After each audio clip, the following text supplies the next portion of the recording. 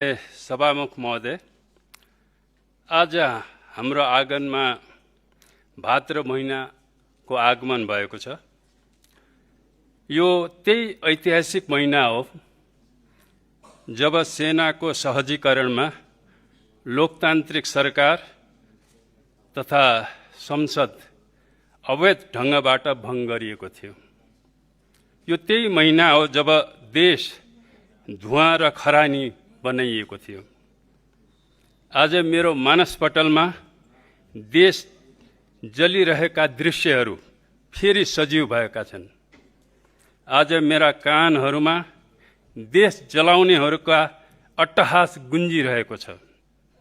सम्माननीय सभामुखद्वय, स्मरण रहोस्, भाद्र 23 गते आयोजकहरूले आन्दोलनका टिओबी र भिजिलान्तेहरूको घुसपेट भएपछि वक्तव्य मार्फत आन्दोलन स्थगित गर्दै जेनजीहरूलाई घर फर्कन आह्वान गरेका थिए। तर 23-24 गते भयानक विध्वंस भइछाड्यो।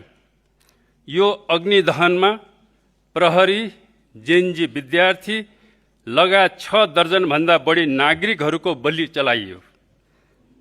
काठमाडौँ महानगरपालिका, रासपा तथा सेनाका मुख्यालयहरू बाहेक राज्यका तीनै अङ्गहरू, लोकतान्त्रिक दलहरू, सञ्चार गृहहरू, व्यावसायिक प्रतिष्ठानहरू, ऐतिहासिक धरोहरहरूमाथि देशव्यापी रूपमा छानी घातक आक्रमण गरियो। 2 दिनभित्रै भएको अकल्पनीय देशदहन साँच्चै आकस्मिक, स्वतःस्फूर्त वा संयोग मात्र थियो? राष्ट्रिय मानव अधिकार आयोगको रिपोर्ट भन्न बाध्य छ, यो लामो तयारी सहितको सुनियोजित विध्वंस थियो। सम्माननीय सभामुख महोदय, गत भाद्रदेखि सुरु गरिएको देशदहन र विध्वंस वस्तुतः आज पनि भिन्न रूपमा जारी छ। बालेन्द्र सरकारको छोटो शासनकालमा नै राष्ट्रियता, लोकतन्त्र र जनजीवनका माथि गम्भीर सङ्कट र प्रश्नहरू खडा भएका छन्। अहिले सरकारको विदेश नीति र राष्ट्रिय सुरक्षा रणनीतिमा खतरनाक विचलन देखा परेको छ। हालै सरकारले टिओबी तथा पश्चिमी कूटनीतिज्ञहरूलाई दलाई लामाको जन्मोत्सव मनाउने बहानामा खुलेआम राजनीतिक चलखेल गर्न अनुमति दिएको छ। स्मरण रहोस्, गत भाद्रमा भएको सत्ता परिवर्तनमा स्वयं दलाई लामाले बधाई शुभकामना दिएका थिए र भाद्रको विध्वंसमा टिओबीहरूले अग्रपङ्क्तिमा ताण्डव नृत्य प्रदर्शन गरेका थिए। उक्त घटनाप्रति चीन सरकारको गम्भीर चासो तथा चेतावनी व्यक्त भएको थियो। त्यस्तै तिब्बत सन्दर्भमा नेपालमा हुने भनेको अन्तर्राष्ट्रिय सम्मेलन पनि हाल स्थगित गरिएको छ। कतिपय शोधकर्ताहरूले तिब्बती गुम्बाहरूमा ठूलो मात्रामा शक्ति सङ्ग्रह भइरहेको दावी गरिरहेका छन्। कतिपयले त भाद्रमा लुटिएका हतियारहरू त्यहाँ लुकाइएको समेत आशंका गरेका छन्। स्मरण रहोस्, निर्वासित तिब्बतीहरूलाई नेपालको मानवीय आधारमा शरण दिएको हो। उनीहरूलाई राजनीतिक शरणार्थीको रूपमा कहिले मान्यता दिएको छैन। हामी नेपालको भूमि दोस्रो खास खम्पा विद्रोहका लागि कदापि प्रयोग हुन दिन सक्दैनौँ। हामी नेपाललाई कदापि दोस्रो उक्रेन बन्न दिन सक्दैनौँ। यदि टिओबी र पश्चिमी कूटनीतिज्ञहरूका अवाञ्छित गतिविधिहरू यस्तै जारी रहने हो भने अविलम्ब शरणार्थी शिविरहरू बन्द गरी उनीहरूलाई पश्चिमी मुलुकहरूमा स्थानान्तरण गरिनुपर्दछ। सम्माननीय सभामुख महोदय, रासपाको आन्तरिक सत्ता सङ्घर्षले पनि नेपालको राष्ट्रियतामाथि गम्भीर खतरा आउन सक्ने चिन्ता बढाएको छ।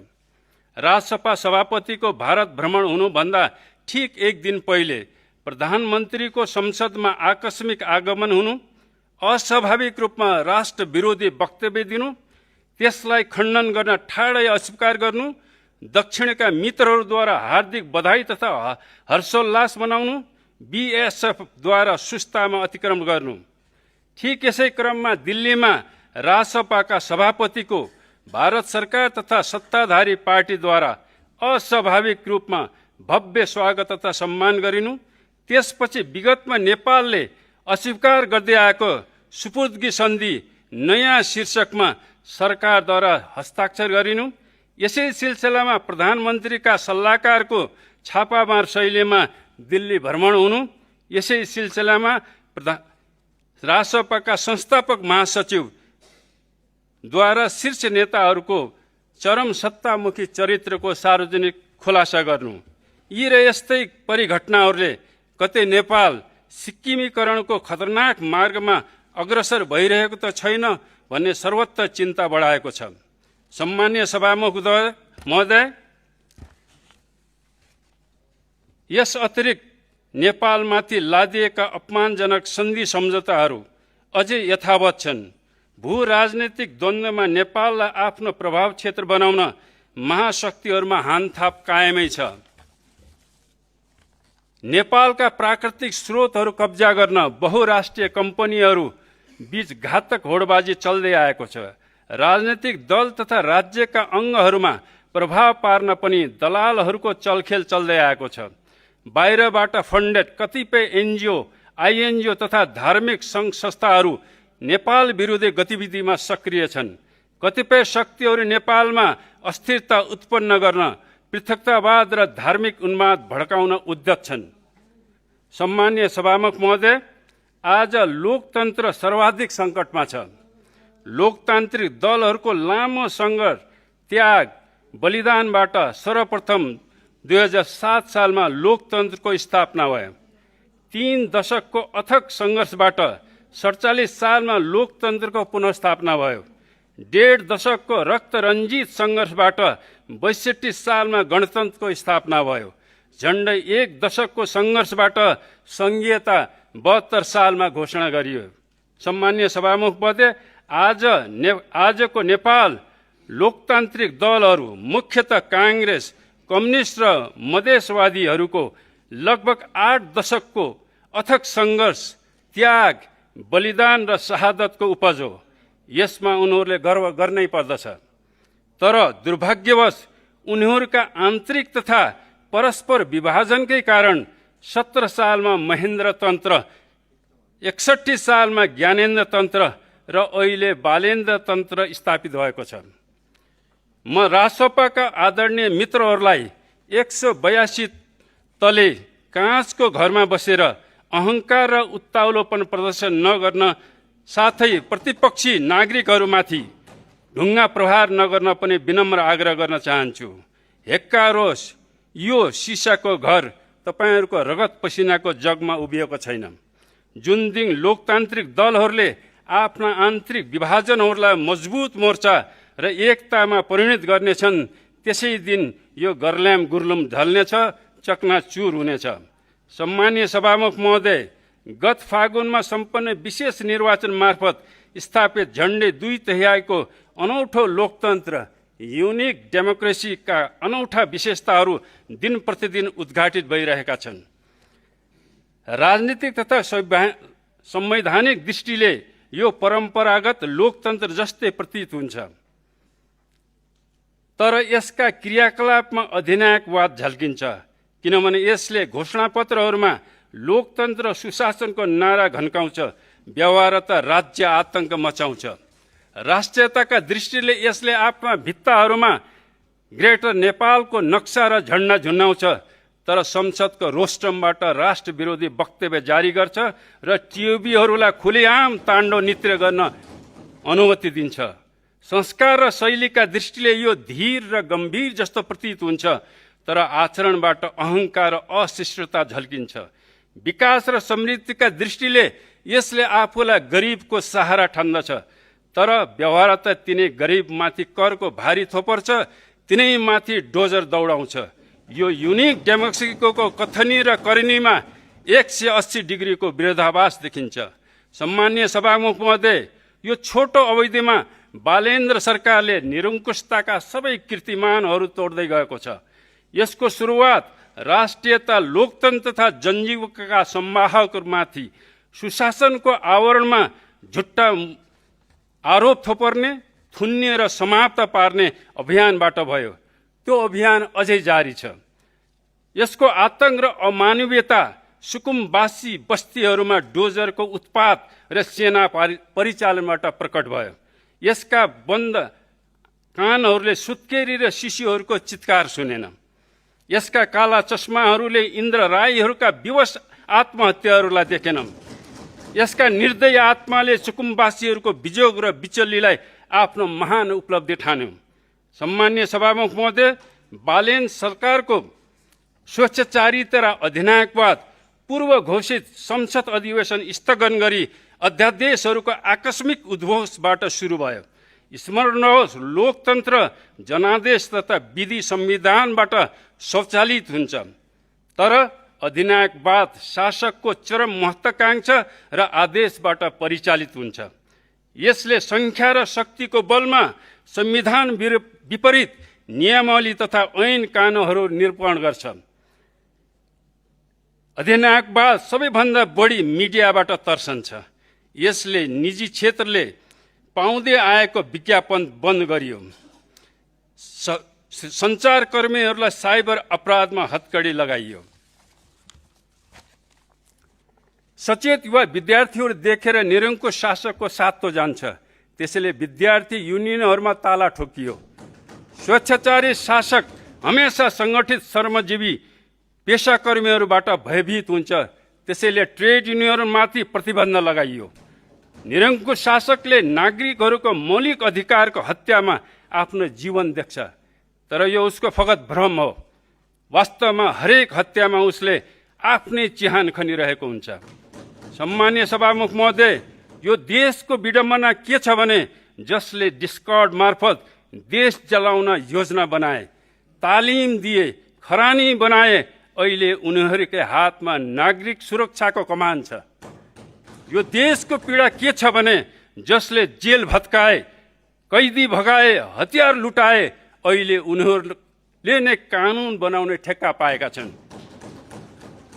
यो देशको व्यथा के छ भने लोकतन्त्रका लागि जसले एक थोपा रगत आँसु बगाएन, जसले एक रात काल कोठरीमा बिताएन, जसले एक सुका सहयोग गरेन, तर आज तिनै लोकतन्त्रका ठूला मसिया भएका छन्।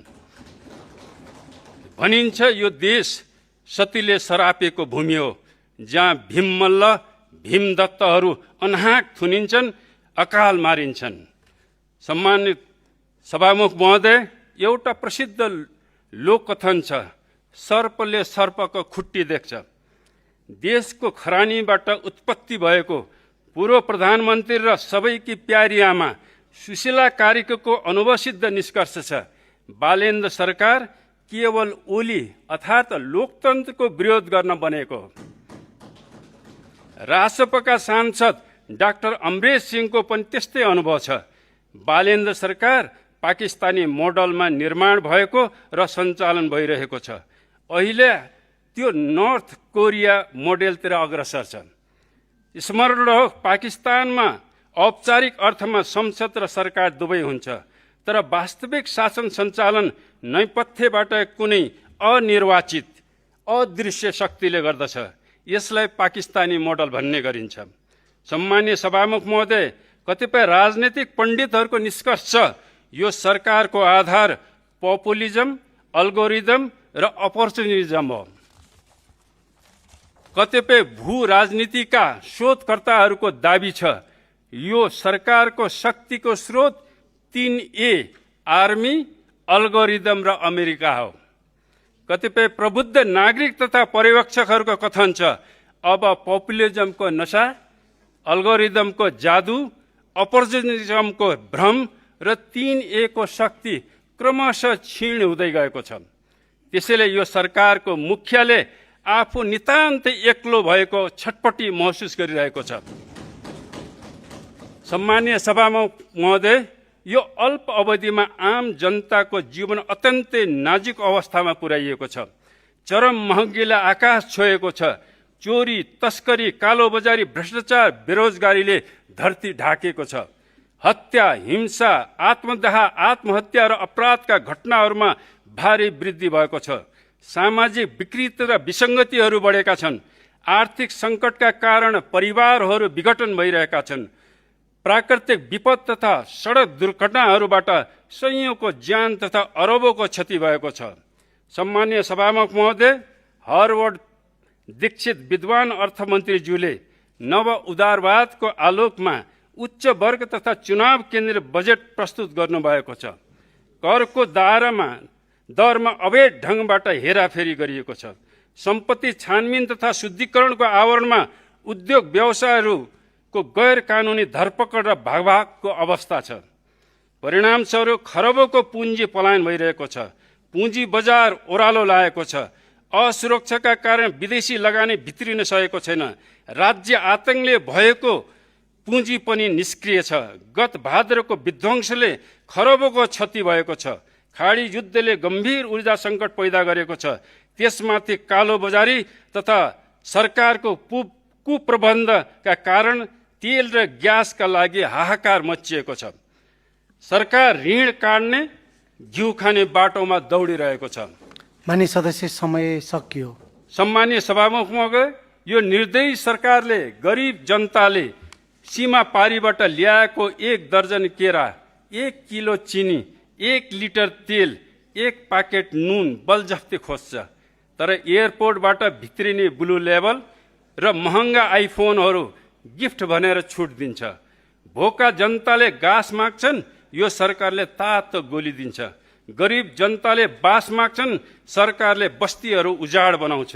नाङ्गा जनताले नाना माग्छन्, सरकारले बुट लाठी बर्साउँछ। माइती घर, सिंहदरबार, नदी किनार, देशका कुना कुनामा देखिने दृश्यहरूले यही कथा, यही व्यथा सुनाइरहेका छन्। सम्मानीय सभामुख महोदय, अन्त्यमा मुलुकमा उत्पन्न उपरोक्त समस्या तथा सङ्कटको परिणाममुखी समाधान के हुन सक्दछ? पहिलो विकल्प, प्रधानमन्त्री राष्ट्रियता, लोकतन्त्र र जनजीविका पुनर्स्थापनाको मार्गमा अविलम्ब फर्किनु पर्दछ। प्रधानमन्त्री जनता तथा संसदप्रति पूर्णतः उत्तरदायी हुनै पर्दछ। प्रधानमन्त्री नागरिकहरूको हत्या, आत्महत्या, आत्मदाह र झुट्टा मुद्दा, गैर कानुनी गिरफ्तारी तथा राज्य आतंकका लागि पूर्णतः जिम्मेवार हुनै पर्दछ। प्रधानमन्त्री संख्या र राज्य शक्तिको बलमा होइन, संविधान, ऐन कानुन अनुसार चल्नु पर्दछ। सम्मानीय सभामुख महोदय, दोस्रो विकल्प, अन्यथा सभामुखज्यूले उपरोक्त जनचाहना कार्यान्वयन गर्न गराउन अविलम्ब रुलिङ गर्नुपर्दछ। सभामुखज्यूले संसदको अभिभावकका हैसियतले नीति विधि निरूपण गर्न तथा राजनैतिक स्थायित्व कायम गर्न सत्ता पक्ष र प्रतिपक्षका बीच राष्ट्रिय सहमतिका लागि सक्रिय अगुवाई गर्नुपर्दछ। सभामुखज्यूले अमुक एउटा दल वा पक्षको होइन, निष्पक्ष निर्देशकको भूमिका निर्वाह गर्नुपर्छ।